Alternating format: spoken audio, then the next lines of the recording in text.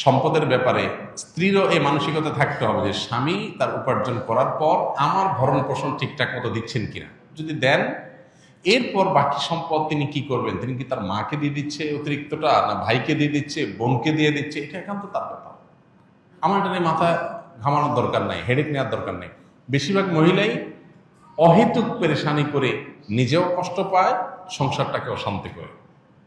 আমার পরিচিত এরকম আত্মীয় স্বজনের ভিতরে এরকম মেয়েদের কথা জানি যে স্বামী লক্ষ লক্ষ টাকা ধরা খাচ্ছে, কোথাও কাউকে দিয়ে দিচ্ছে, কোনো ভাবনা নেই। আমার তো এটা দেখার দরকার নেই। আমার দেখা দরকার হলো যে আমার ছেলে মেয়ে এবং আমার ভরণ পোষণের ব্যবস্থা সে করছে কিনা।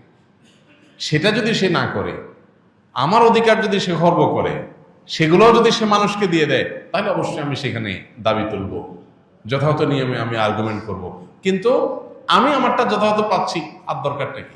বেশিরভাগ মহিলারা স্বামীকে চায় কবজার ভিতরে আনতে, কন্ট্রোলের ভিতরে আনতে, যে আমার কথা উঠবা, আমার কথা বসবা, আমার কথা এদিক ঘুরাবা, আবার এদিক ঘাড় ফিরাবা। এই যে স্বামীকে গোলাম বানাতে চায়, এটা আরেক সমস্যা। তাহলে একদিক থেকে মা বাপের সমস্যা, আরেক দিক থেকে বইয়ের সমস্যা। এই সমস্যাটা কেন হয়? কারণ তার কতটুকু অধিকার আছে এটা সে জানে না। তার যতটুকু অধিকার আছে তিনি তার চাইতে আরো বেশি খাটাইতে চেষ্টা করেন। এটাই হলো একটা ভুলের জায়গা।